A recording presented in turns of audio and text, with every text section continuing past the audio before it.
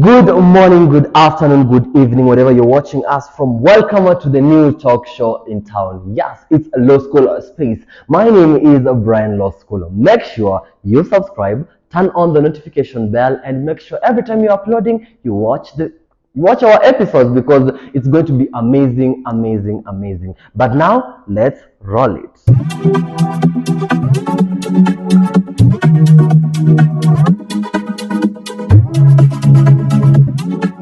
Law School Space, an open space for all.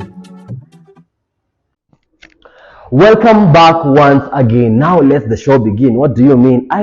My name is Brian Law School. Let me introduce myself again. And the conversation that we'll be having today, we'll be having a conversation with a very amazing soul. When I say amazing, I mean amazing. Okay, so it's Meir Mwango, who is a humanitarian at heart, a proud Rotaractor, a public relation practitioner, a diplomat, and the president of Rotaract MKU 2021-2022. Welcome, Meir, to the show. Thank you so much for having me. Okay, tell us first, how do you manage with, you're very young. Yes. You have all these hats on your crown. You're a queen. And those are just a few. Oh my goodness, how do you manage it? I mean, it's balance. When you love something, you find balance between everything. Yeah. So you see, I have school, I have all that. So I try to find balance, ensure that each of those activities have their own time. You having all these titles at a very young age, what does it mean to you? It makes me feel. Does this inspire you to gain more and more and more? How does it? Sure, it does. And then the fact that actually there are people who come to me and they're like, oh, Meir, we see what you do and we're inspired by you. Even people older than me are like, oh, Meir, how do you manage this? I'm really proud of you. You really inspire me. So it keeps me going. I'm like, if I stop at here, it means those after me don't have anywhere else to go past there. So I need to keep rising so that they rise with me. Yeah. And now one of your titles is saying you're the president in 2021-2022 Rotaractor MKU. Yes. And a proud Rotaractor, that's what you call yourself. Yes.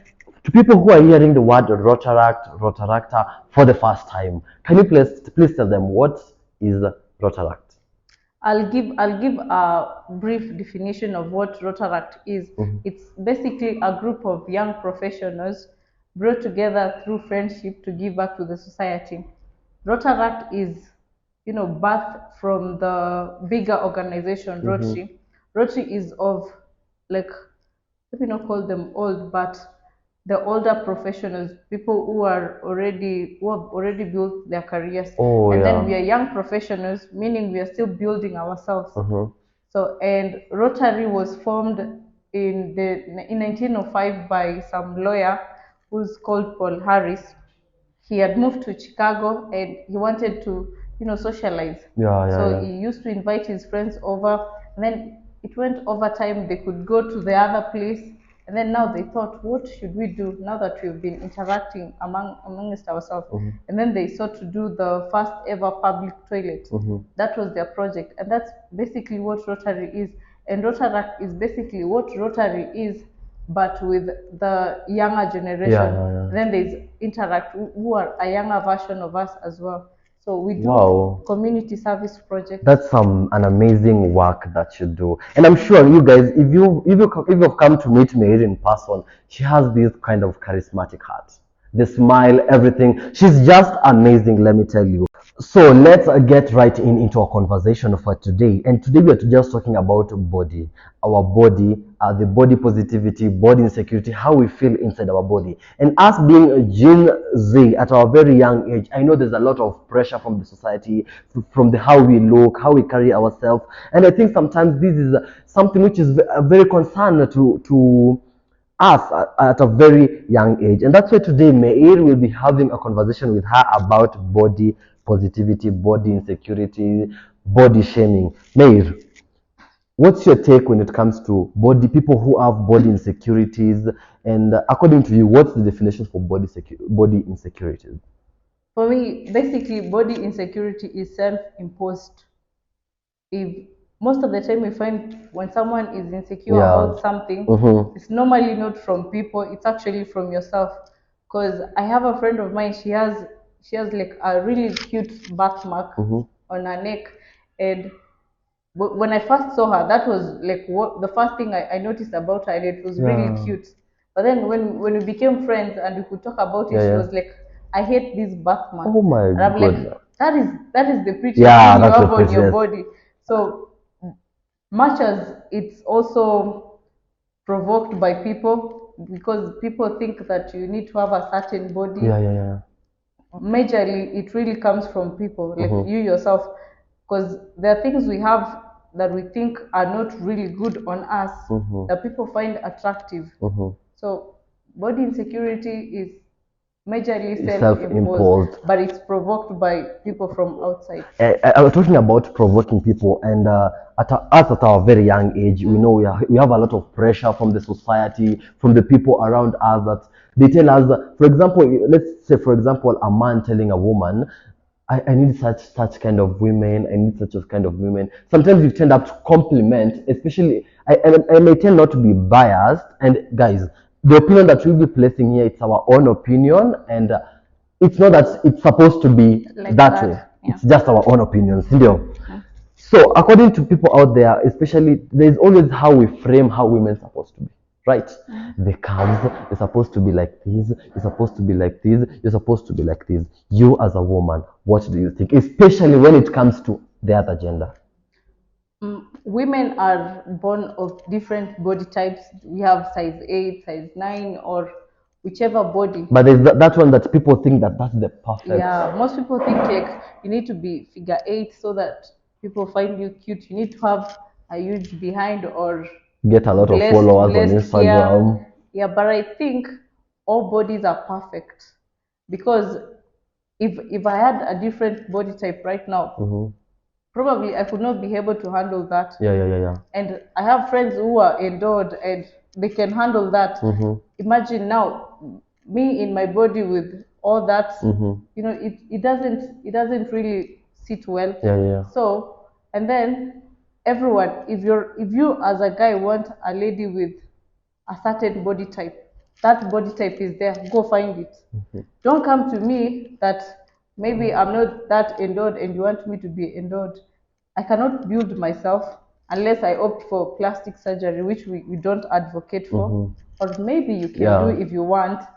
But every body type you want, that body type is out there. Go find that. But if maybe I'm dark or I'm brown and you want me to change that, no, go create your own woman then. And for example, people in our generation right now, people are more on online, are more of. Do you think people who uses filters, using filters, maybe on editing your pictures, Photoshop, adjusting some parts of your body, do you think that part of being of body insecurities, whereby you think that because I have this type of body, people will not love me, people will not love what I do, people will not follow me on different social media platforms? I don't know. I've used filters before, so I also do. for me, filters are there to enhance. Maybe, for example, I'm taking a picture somewhere and the lighting is not like perfect. You could include filters to enhance your beauty. I know I'm beautiful already. That's one thing people need to know first. You are beautiful the way you are. If there was this joke that actually let's use filters to explain kwa ground. Yeah. It's true, yeah. I'm always against people asking for my pictures if we've not met before. Because if I send you pictures with filters on and we've met before, you don't work with filters. You don't mind that. But imagine I sent you pictures with filters and we've never met, and then you meet me. You see, we don't walk around with filters. So filters are there to just enhance what is already there. Because there are people who feel like you can use filters and you still not look good. And again, beauty lies on the eyes of the beholder. I could be pretty in your eyes.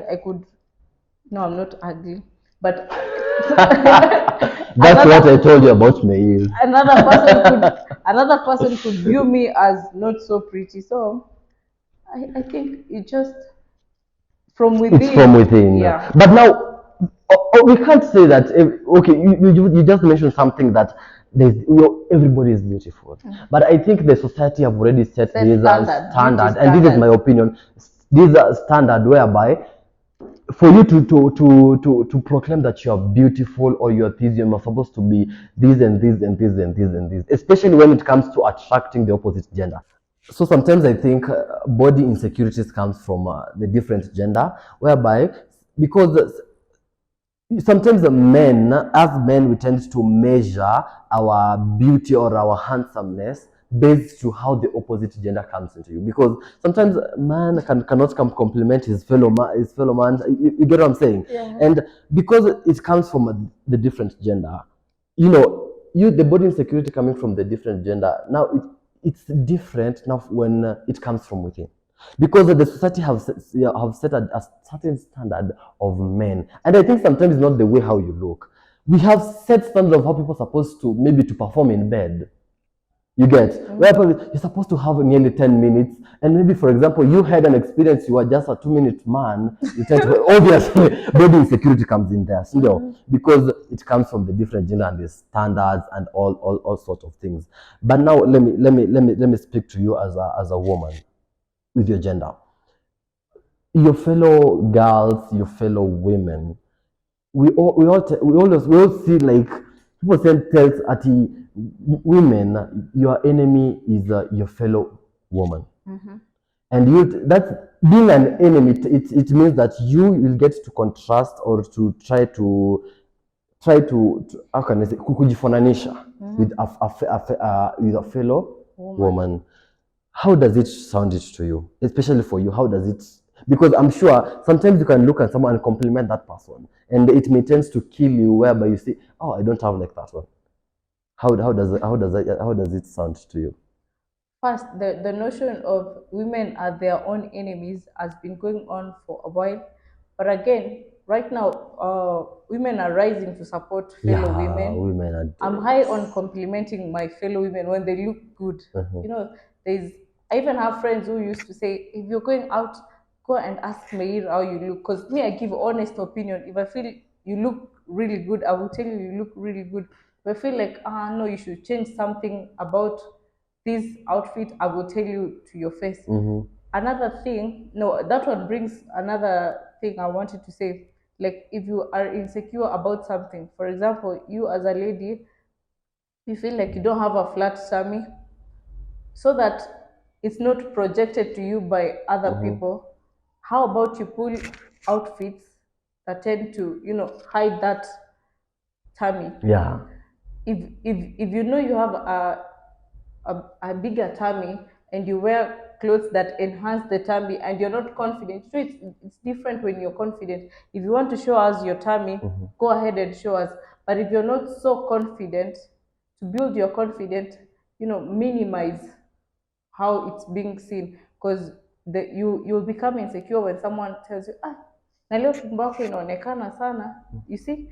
But if So that means you're supposed even what to know wear, how you yourself present first, yourself. yeah, know your body, know what goes really well with your body.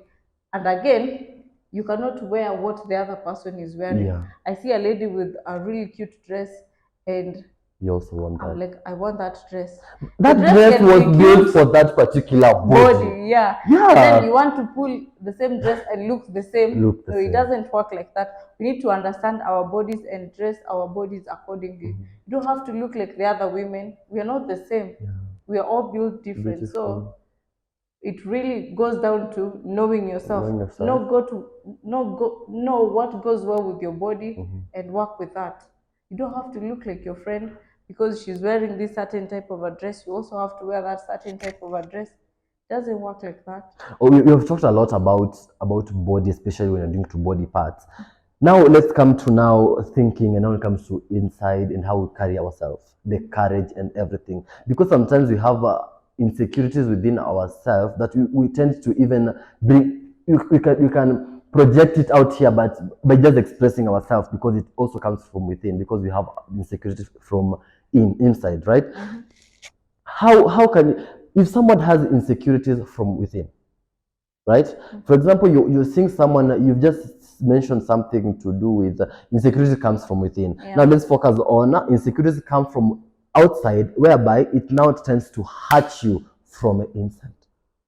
You see people courageous, people who can talk eloquently, you can't. Do you think that brings some sort of insecurities when you may tend to not accept yourself? You think, what am I seeing become a nani? Why am I not talking like this one? I think that makes a lot of people to be sort of wannabes. Yeah. Uh-huh. I think I've experienced that in the fact that, you know I'm confident. Have you ever experienced any body insecurities within you where you tend to compare yourself with someone who maybe you wanted to be, but you think that character in someone else? I've never looked at people on a negative side, but I've had people looking at me on a negative side. The fact that I'm able to speak in masses, I'm able to, articulate myself confidently, now that is perceived as kujifanya. People are like, why is she always talking? Why is she always, she's seeking attention? Why are people loving her? They're not loving me. Yeah. Now the issue with that is that normally I read somewhere that when I am insecure, I will project it to you. It's not, the issue is not with you, it's actually with me. The fact that I know, law school can speak, but I can't. Yeah. So I need to make you also feel bad. Like, because I cannot speak and you can speak, I need to, I project my insecurities to you. Now, that comes in a way that now the kujifanya thing, or you like attention.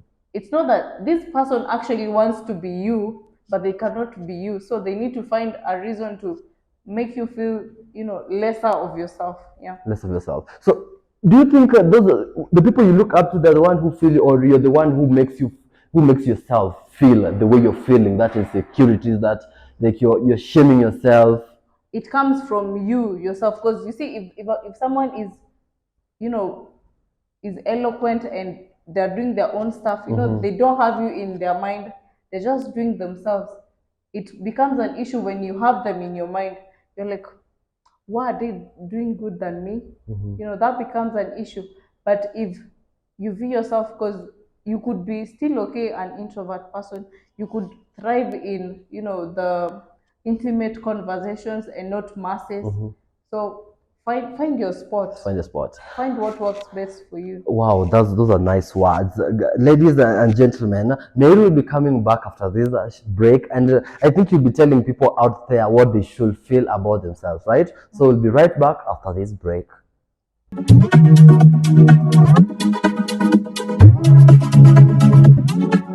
Law School Space, an open space for all.